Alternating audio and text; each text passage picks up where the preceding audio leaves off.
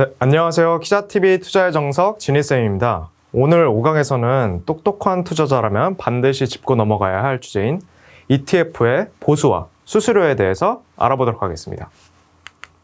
먼저 ETF를 비롯해서 여러 가지 금융투자 상품들에 대해 알아보다 보면은 우리가 어떤 상품에 투자할 때 별도로 내야 할 돈들이 뭐가 있을까 궁금해질 수밖에 없는데요. 기본적으로 내가 낸 돈이 운용사라든지 증권사라든지 어떠한 회사로 간다? 그러면 이것은 보수 또는 수수료일 것이고, 내가 낸 돈이 국가로 간다. 그러면 이것은 세금이겠죠.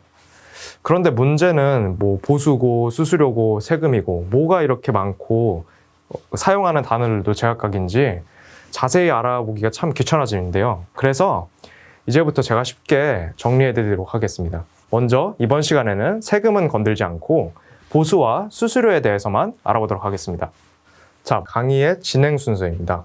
우선 what, 어떤 보수와 수수료가 있는지 알아보고, why, 이것들을 왜 내는지, 그리고 when, 마지막으로 이것들을 언제 내는지 알아보도록 하겠습니다. 그럼 첫 번째, what, 무엇을 내는지부터 알아보겠습니다. ETF에는 기본적으로 4대 보수라고 불리는 집합투자업자 보수, 지정참가회사 보수, 신탁업자 보수, 일반 사무관리회사 보수가 있습니다. 이 회사들은 우리가 손쉽게 투자하고 있는 ETF라는 상품이 잘 운영될 수 있도록 각자의 역할이 있는데요. 그 역할에 따라 각자 일정 요일에 보수를 받고 있습니다. 그리고 여러분들이 ETF를 매매할 때 증권사 시스템을 이용하시잖아요. 뭐 키움증권을 이용하실 수도 있고, 뭐 삼성증권, 미래에셋, 대우증권 등 여러 증권사들을 이용하실 텐데, 이 증권사들을 여러분들이 ETF를 매매할 수 있도록 시스템을 제공해 주니까 일종의 수수료를 받아야겠죠.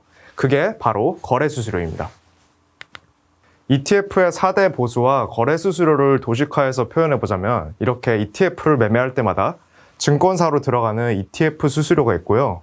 ETF를 보유하고 있는 동안 지불하는 ETF 보수는 이렇게 최종적으로 ETF 운용과 관련된 유관기관들에 지급됩니다. 자, 그럼 뭐가 있는지까지는 알아봤습니다. 그냥 단순히 저런 보수와 수수료가 있겠구나 넘어가지 말고, 우린 좀 더 똑똑한 투자자가 되기 위해서 why, 왜 이것들을 내는지도 한번 알아보도록 하겠습니다. 앞선 내용에서도 인지하셨겠지만 우리가 ETF를 투자한다라고 하면은 수많은 유관기관들이 그 안에 얽혀 있습니다. 가장 먼저 ETF를 매매할 수 있는 시스템을 제공해주는 증권사가 있습니다. 우리가 부동산을 매매할 때 부동산 중개인을 거치듯이 ETF나 주식을 매매할 때도 증권사라는 중개인을 거치게 됩니다. 그리고 이 중개에 대한 대가로 거래수수료를 지불합니다. 다음으로 집합투자업자가 있습니다. 집합투자업자는 자산운용사를 의미하는데요. ETF 상품을 실질적으로 운용하는 회사, 즉 펀드 매니저가 속한 회사를 의미합니다. ETF를 운용하는 대가로 집합투자업자 보수를 우리가 지불하죠. 지정참가 회사의 기본적인 업무는 ETF 발행 시장에서 기관 투자자의 ETF 설정과 환매, 창구 역할입니다.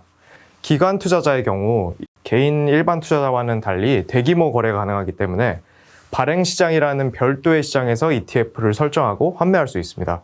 또한 지정참가 회사 중 일부 회사들은 자산운용사와 유동성 공급 계약을 체결하고 유동성 공급자 역할을 담당합니다. 자, 마지막으로 신탁업자는 ETF가 보유하고 있는 자산들을 실질적으로 보관하고 관리하는 회사를 뜻하고, 일반 사무관리회사는 ETF의 회계 처리 및 자산 평가를 담당하는 회사를 말합니다. 지금까지 어떤 보수가 있고 왜 내는지 배워보았으니까 마지막으로 when, 이것들을 언제 내는지에 대해서 알아보겠습니다. 근데 여기서 잠깐, ETF 보수를 언제 내는지 주변에 확인해 보니까 많은 분들이 오해하고 있는 내용을 하나 발견했습니다. 내가 말이야 ETF 투자 설명서를 다 봤는데 보니까 보수는 3개월마다 지급한다던데? 그러면 이거 ETF를 잘만 사고 팔면은 보수를 안 내도 투자할 수 있는 거 아니야? 아닙니다. 여러분, 이거 아닙니다. 네, 제가 설명드릴게요. 앞서 보셨던 투자 설명서는 말 그대로 그 해당 ETF를 소개하는 설명서입니다. 즉, 투자 설명서에 적힌 내용은 집합투자업자라든지 지정참가회사라든지 도움을 주는 이 서비스 업체들에 대해 여러분이 아닌 바로 그 ETF가 언제 얼만큼 보수를 내는지가 적혀 있는 거죠. 여러분들이 아니고요. ETF의 4대 보수의 흐름을 한번 보시겠습니다. 여러분들은 이 ETF들이 3개월마다 내야 될 보수를 무리 없이 낼 수 있도록 1할 계산해서 매일매일 냅니다. 즉, 여러분들이 내는 ETF의 보수는 매일매일 고시되는 ETF 기준 가격에 녹여져 있습니다. ETF 보수를 감안하기 위한 별도의 다른 계산 없이 일반 주식처럼 똑같이 매수 혹은 매도하시면 됩니다.